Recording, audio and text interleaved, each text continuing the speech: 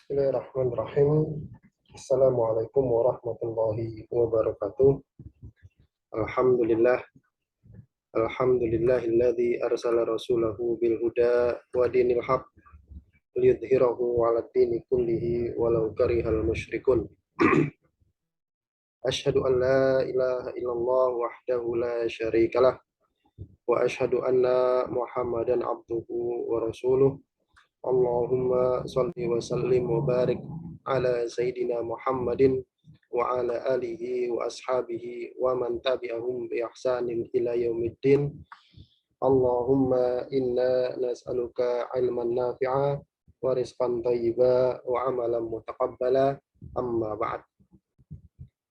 Ayyuhal ikhwah fidakumullah, alhamdulillah Allah Subhanahu wa taala masih memberikan kepada kita berbagai macam nikmat, baik itu nikmat sehat dan nikmat afiah, dan juga nikmat Islam wal iman, sehingga pada sore hari ini kita masih bisa berkumpul bermuwajahah secara online dalam rangka menuntut ilmu agama.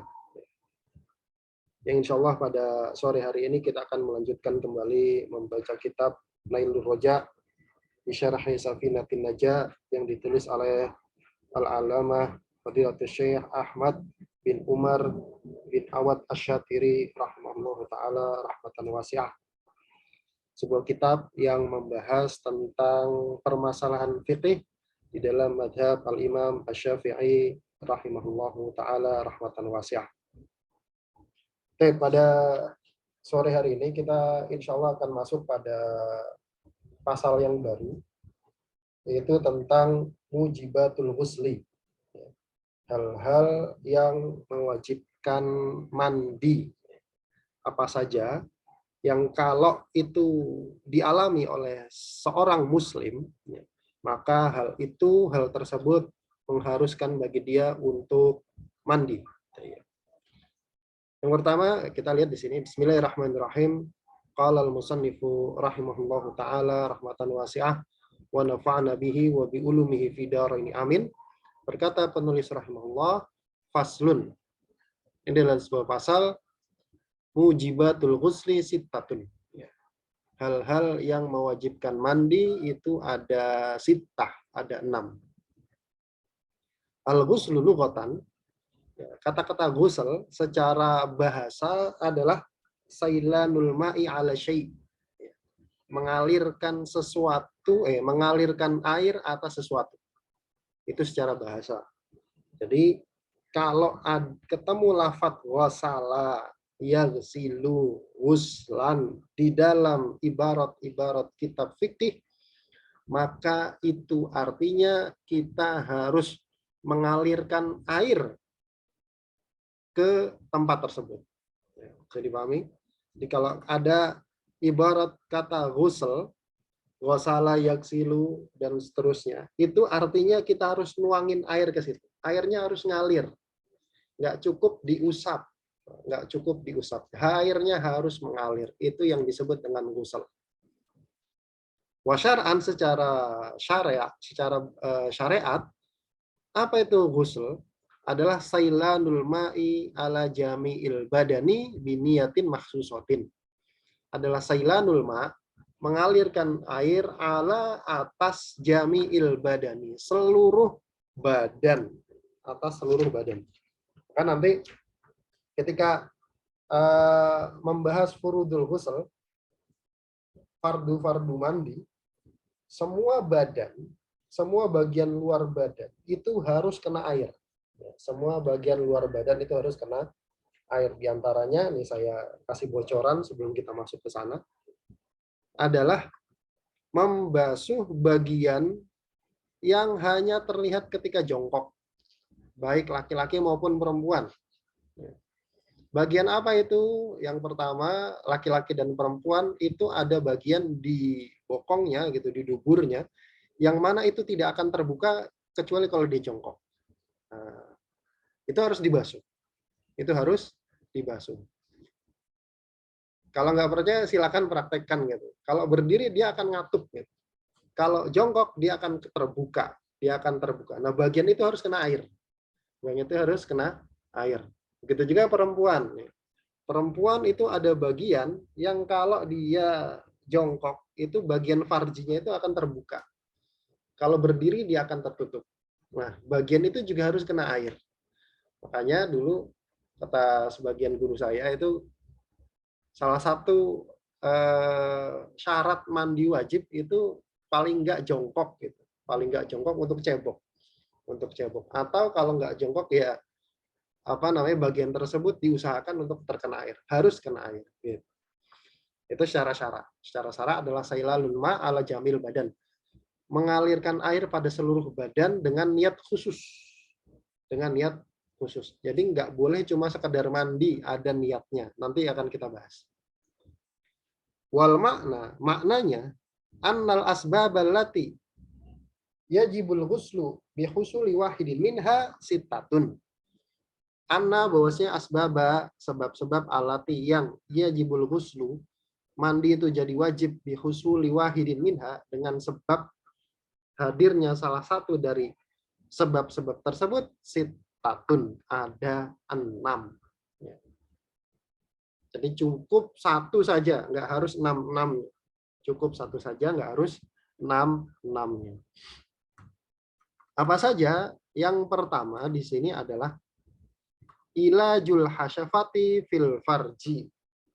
Ilajul hasyafati fil farji.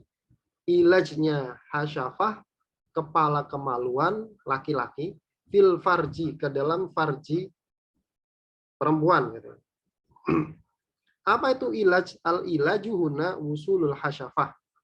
Ilaj di sini adalah usul, sampainya masuknya hasyafah, kepala kemaluan laki-laki. Kepala kemaluan laki-laki. Yang laki-laki tahu. Al-qadriha, atau sekedar kemaluan itu min faqidiha, dari orang yang tidak punya kepala kemaluan. Jadi misalkan kalau orang normal itu kepala kemaluan sekitar 2 cm atau 3 cm, maka seukuran itu juga orang yang nggak punya kepala kemaluan itu wajib mandi kalau 3 cm itu masuk ke dalam farji. Nah, maksudnya begitu. Masuk kemana? Ila mala yajibu ghusluhu minal farji, kepada bagian yang la yajibu ghusluhu minal farji, yang nggak wajib untuk dikenakan air ketika mandi minal farji, dari farji perempuan. Nah, tadi makanya saya singgung di awal untuk masuk pada pembahasan ini. Jadi tadi saya katakan bahwasanya di dalam bagi perempuan itu farjinya itu, kemaluannya itu, ada satu bagian yang kalau nggak jongkok itu nggak terbuka. Nggak jongkok itu nggak terbuka. Nah, bagian itu harus dibasuh ketika mandi. Bagian itu harus dibasuh ketika mandi. Tapi kalau nggak jongkok, itu akan ngatup. Nah, berarti bagaimana? Kalau ada orang, kalau ada laki-laki memasukkan dakarnya ke farji perempuan, yang mana cuma sampai pada batasan tadi ya, batasan yang ngatup kalau perempuan itu nggak jongkok, maka nggak wajib mandi. Bisa dipahami? Jadi dakarnya itu harus sampai pada bagian yang nggak wajib dibasuh ketika mandi. Artinya lebih dari itu. Wal maknanya annal awwala min mujibatil ghusli, bahwasanya yang pertama dari hal-hal yang mewajibkan mandi adalah ilaju hasyafatil wadihi, adalah masuknya hasyafah, kepala kemaluan al-wadihi, yang jelas. Wadih ini maksudnya yang punya gitu, yang ada. Al-qadriha, atau kadar kepala kemaluan, min faqidiha, dari orang yang nggak punya kepala kemaluan, fil farji, ke dalam farji. Dalam farji itu yang mana? Yaitu tadi pada bagian yang tidak wajib dibasuh ketika mandi. Kalau masih dalam bagian yang wajib dibasuh tadi, masih dalam bagian yang kalau perempuan jongkok itu terbuka, masih di bagian situ, nggak lebih dalam lagi maksudnya, maka itu nggak wajib mandi. Maka itu nggak wajib mandi. Sebentar. Saya tutup pintu dulu.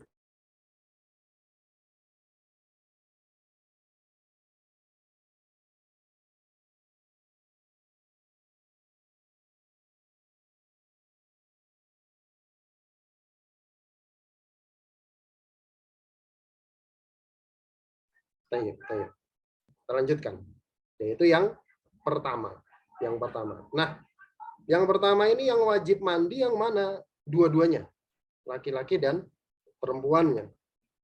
Yang melakukan ini maka dua-duanya wajib mandi. Yang pertama.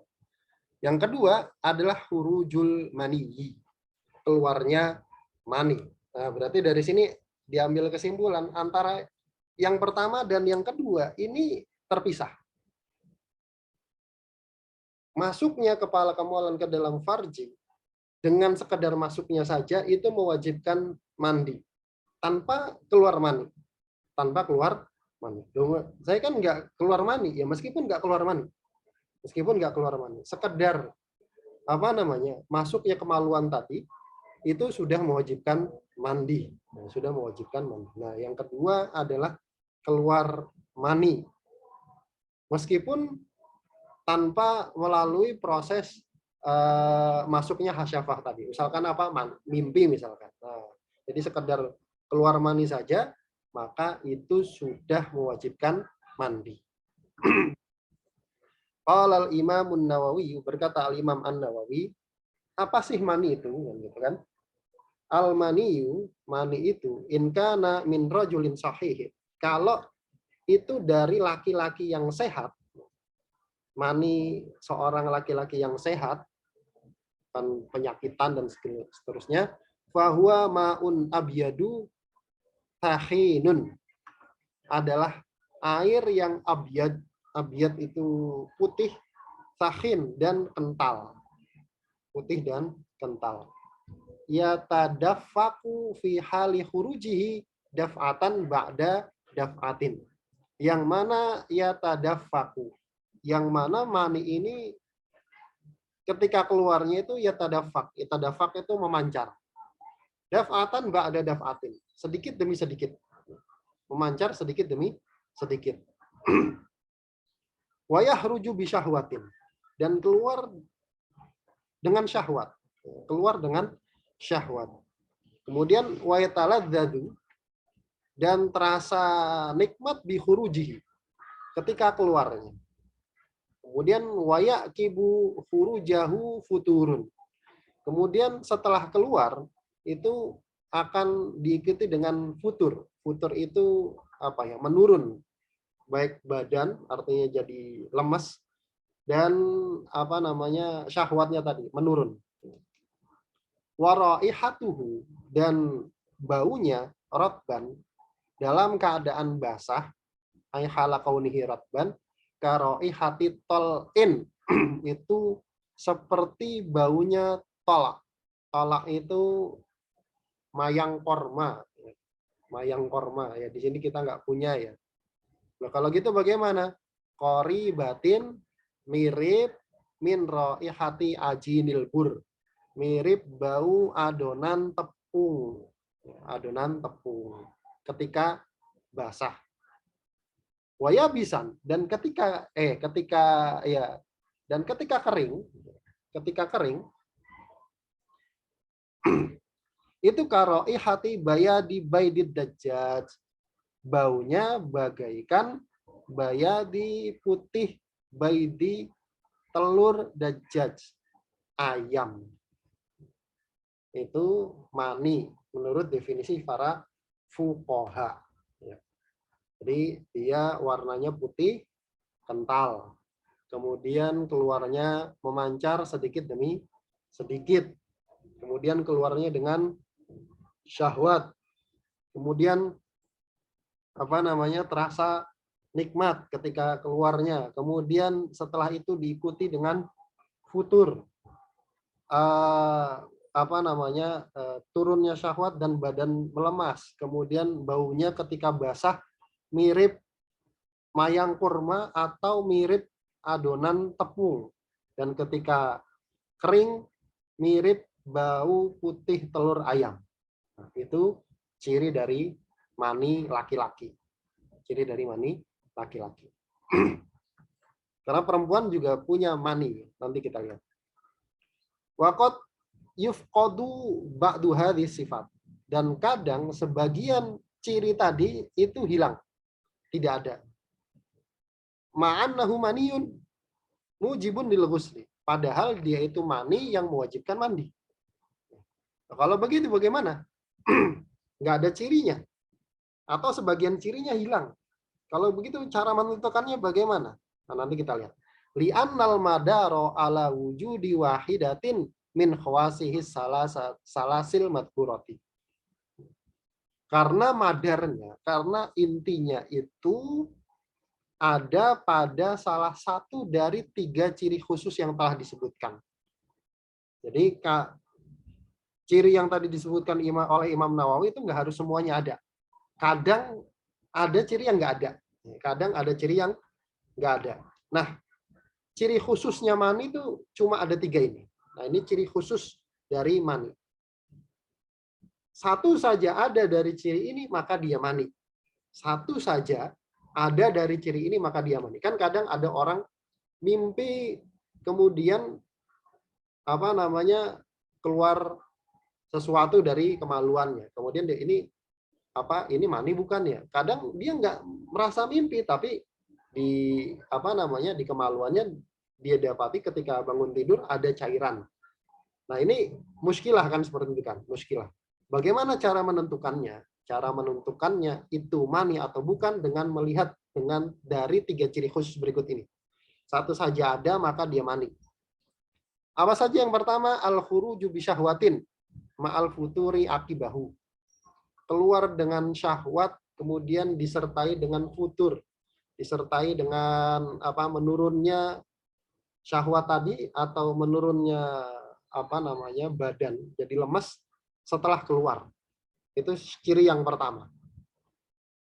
Ciri yang kedua, ar-raihatuhu allati tushbihu raihatat tal'i. Baunya mirip bau mayang korma atau adonan roti kalau basah. Kalau kering tadi mirip putih telur ayam. Kemudian wal khuruju bi tadafukin. Keluarnya dengan tadafuk, dengan memancar. Kalau ada salah satu dari 3 ciri ini, maka dia mani. Kalau 3-tiganya nggak ada, maka bukan mani. 3-tiganya nggak ada, maka bukan mani. Bangun, kemudian mendapati di kemaluannya, di daerah sekitar kemaluannya, bangun tidur, ada cairan. Dia nggak ingat ini keluar dengan syahwat nggak, dia nggak ngerasa apapun, tidurnya pulas banget gitu kan. Kemudian dicium baunya nggak kayak adonan roti, juga nggak kayak putih telur. Kemudian dia juga nggak tahu dia keluar dengan memancar atau tidak gitu kan. Kenapa? Karena dalam keadaan tidur, Maka kalau 3 ciri nggak ada, maka dia bukan mani. Dia bukan mani. Ya berarti apa ya? Mungkin kencing atau yang lain. Pokoknya selain ini, maka tidak mewajibkan mandi. Artinya dia cukup mencuci saja bagian yang terkena cairan tadi karena dianggap najis gitu. Tapi dia tidak menjadi berhadas besar. Tapi beliau, famata wujidat wahidatun minha, kapan saja salah satu dari 3 ciri tadi itu ada, fahuwa maniyun, maka itu mani. Cukup satu saja cirinya, nggak harus 3-tiganya. Wa in faqadat kulluha, kalau nggak ada semua, falaisa bimaniyin, maka itu bukan mani. Kalau bukan mani, maka hukumnya kembali kepada segala sesuatu yang keluar dari 2 jalan. Itu najis, selama yang keluar itu berupa benda basah gitu ya. Maka itu najis, kemudian tidak mewajibkan mandi, tidak mewajibkan mandi. Itu mani laki-laki. Sekarang mani perempuan. Mani perempuan itu apa? Amma maniul mar'ati. Adapun maninya perempuan famaun asfaru roqiqun. Maka dia cairan air yang asfar, yang yang warnanya agak kekuningan gitu. Kemudian roqiqun dan juga encer gitu ya, cair. Kalau maninya laki-laki itu lengket dan kental, kalau maninya perempuan itu cair.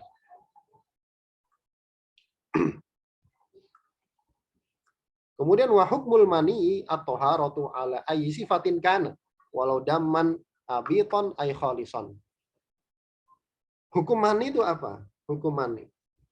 Maksudnya statusnya ya, statusnya mani. Statusnya mani itu apa? Maka statusnya adalah at-taharatu, suci. Hukum mani suci. Artinya kalau kena itu dia nggak jadi, dia bukan benda najis ya. Kenapa? Karena mani adalah bakal manusia, bakal manusia. Manusianya suci, baik dalam keadaan mati maupun hidup. Bangkai manusia itu suci dia. Beda sama bangkai yang lain. Kalau bangkai yang lain itu dia najis. Kalau bangkai manusia ya mayat gitu. Maka itu suci. Maka itu suci. Matinya saja suci, hidupnya suci. Maka dalam keadaan masih bakal manusia itu juga suci. Ala ayyi sifatin kana. Suci dalam bentuk atau sifat apapun. Pokoknya mani, kalau dia statusnya mani, mau kayak gimana pun bentuknya dia suci. Walau daman abiton ay kholisan, meskipun bentuknya masih darah murni. Kalau dia mani, maka dia suci. Kan darah kan najis. Darah kan najis. Di dalam mazhab Syafi'i, darah itu najis. Tapi kalau dia statusnya mani, berbentuk darah, maka dia suci. Gitu.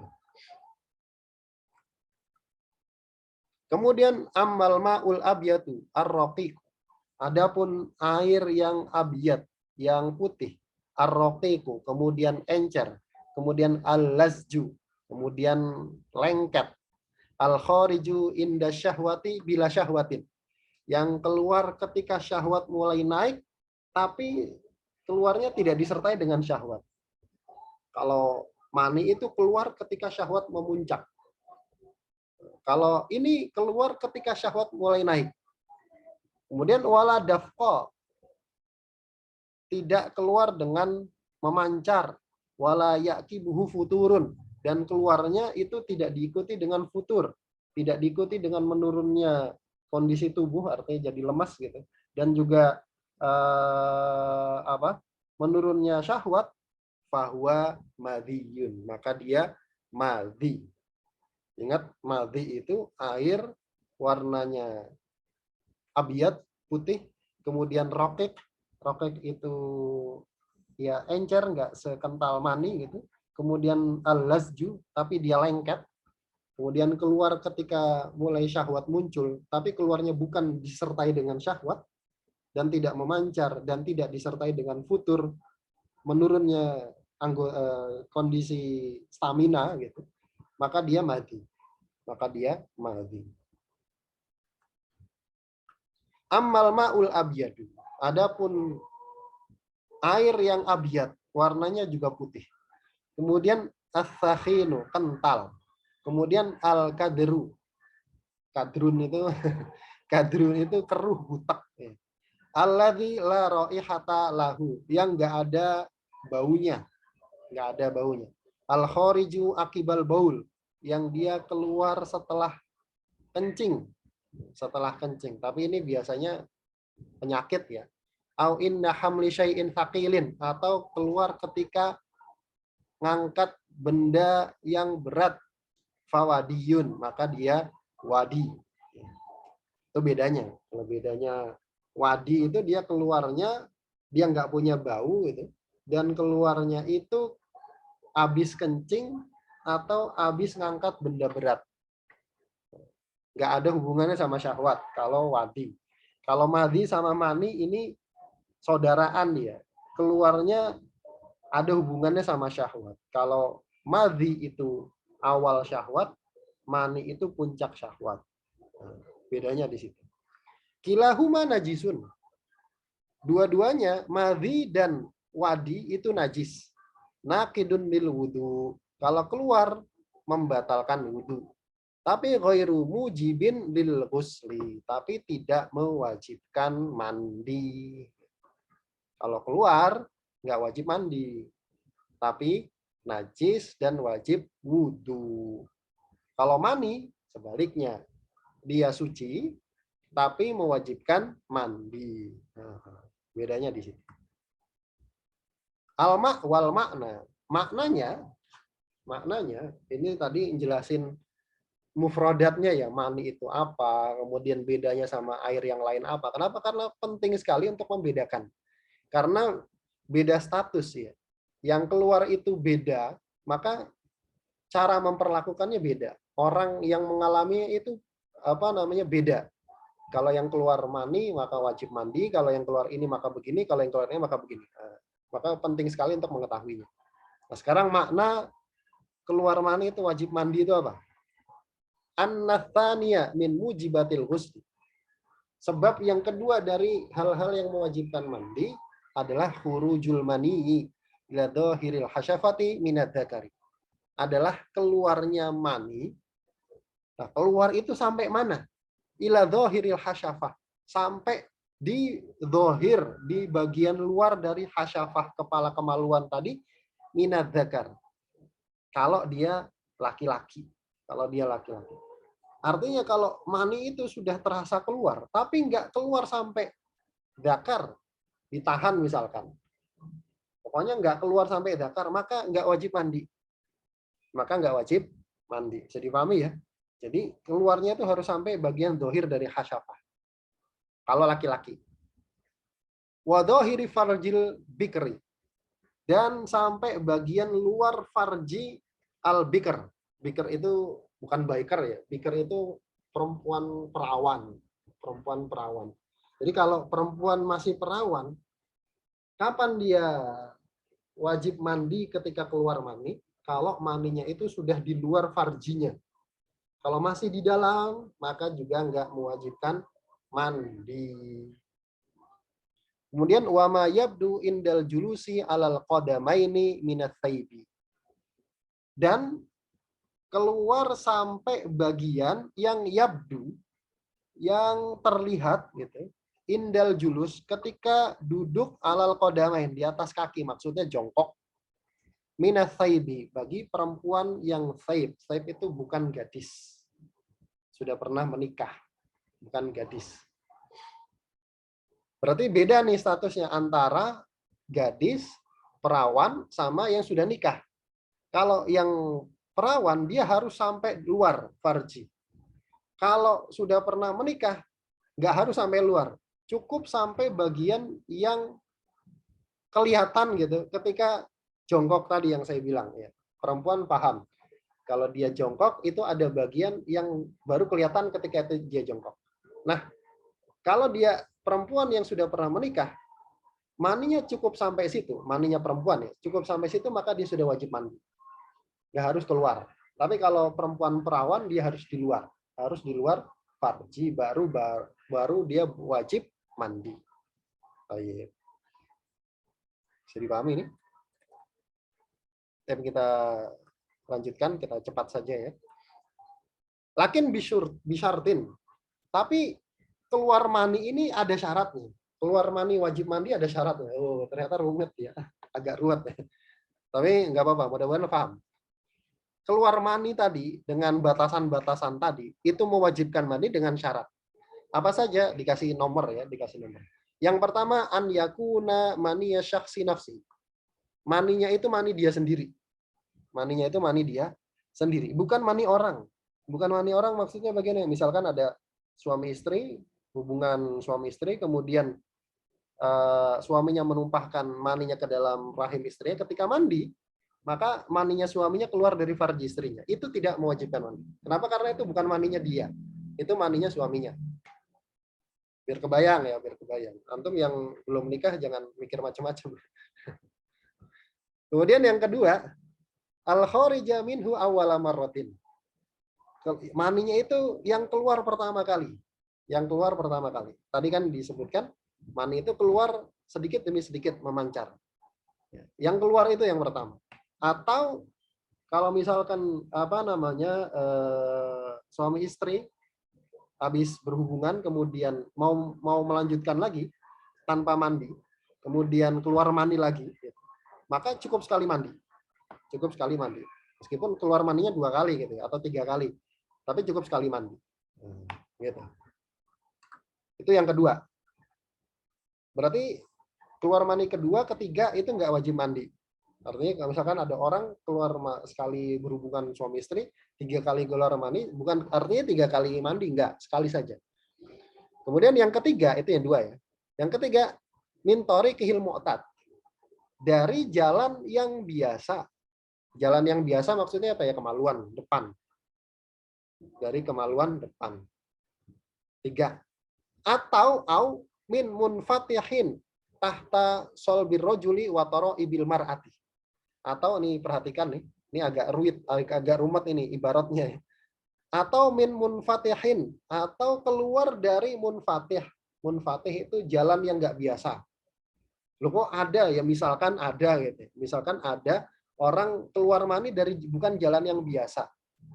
Tapi harus berasal dari tahta sulbil rojul. Keluar maninya itu dari bawah tulang punggung laki-laki. Tulang sulbi itu tulang punggung ya, yang belakang itu. Tulang apa? Itu tulang punggung itu ya, yang panjang itu ya, yang memanjang ke sampai leher. Harus berasal dari situ. Wataro ibil mar'ati. Kalau laki-laki. Kalau perempuan harus berasal dari taroib. Taroib itu tulang dada, tulang rusuk. Tulang rusuknya perempuan. Jadi kalau mani laki-laki itu asalnya dari tulang punggung. Kalau mani perempuan itu munculnya sumbernya dari tulang dada, tulang rusuk. Dari tulang rusuk. Dipahami ya? Mani laki-laki berasal dari tulang punggung, mani perempuan berasal dari tulang dada. Kalau keluar dari selain jalan yang biasa, dia harus di bawah atau bersumber dari tulang punggung atau tulang dada. Kalau nggak dari situ maka dia bukan mani dan nggak mewajibkan mandi, gitu ya.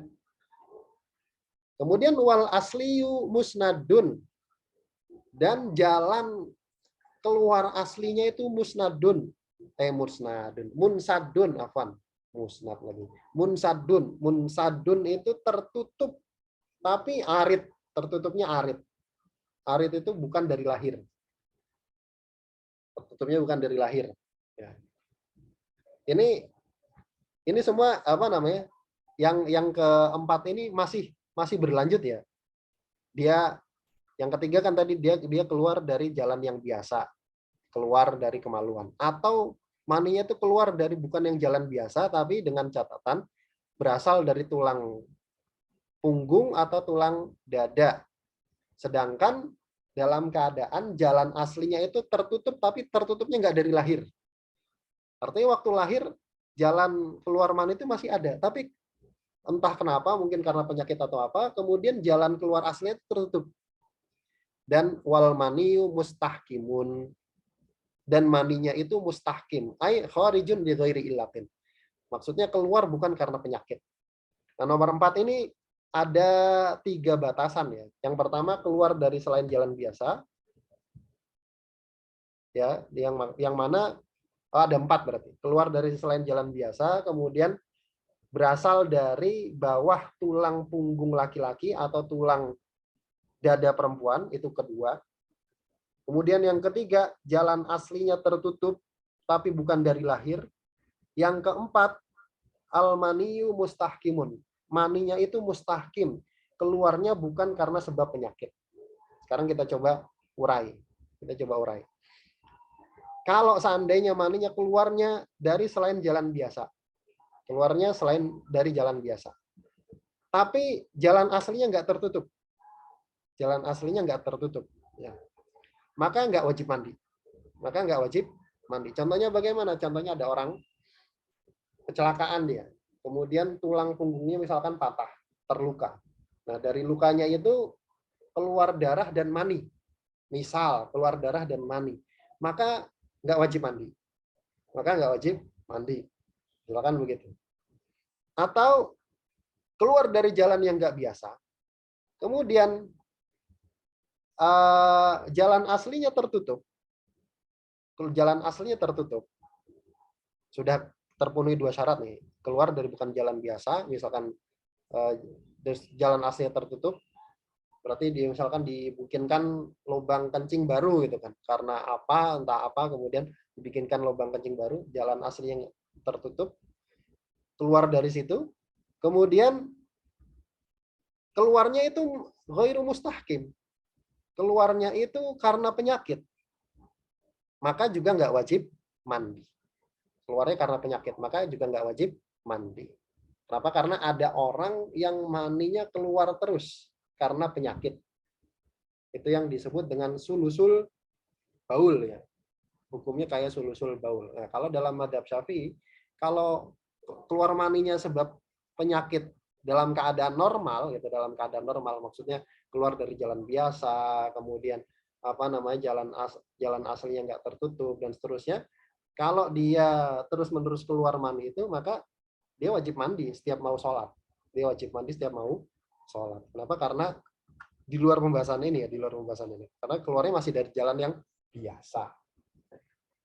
Kemudian bisa dipahami nih tentang nomor 4 ini. Nomor 4 ini ada 4 qaid ya. Pertama, keluar dari selain jalan biasa, kemudian berasal dari bawah tulang punggung laki-laki dan tulang rusuknya perempuan, kemudian jalan aslinya itu tertutup bukan dari lahir.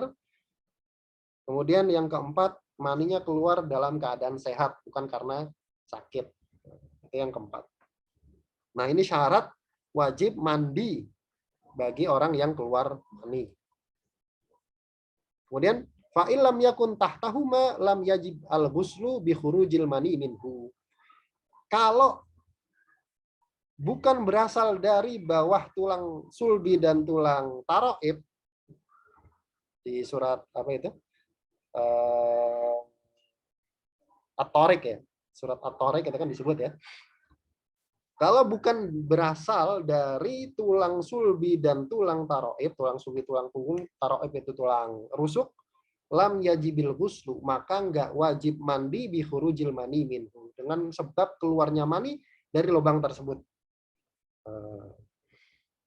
Ini untuk mengurai yang tadi ya.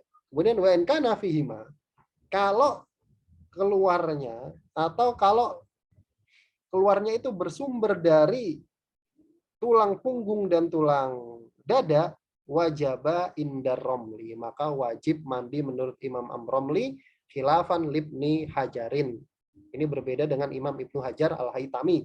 Kalau menurut Imam Ibnu Hajar tidak wajib mandi. Kemudian wa in kanal asli musdadan khilqatan. Nah, sekarang kalau jalan aslinya itu munsaddan khilqah, tertutup dari lahir. Kalau tadi kan tertutup bukan dari lahir. Kalau sekarang tertutupnya dari lahir. Ketika lahir, dia nggak punya jalan depan. Ada ya, bayi yang nggak punya kemaluan jalan depan. Tertutup dari lahir. Wajabal ghuslu bi khurujil mani minhu mutlaqan.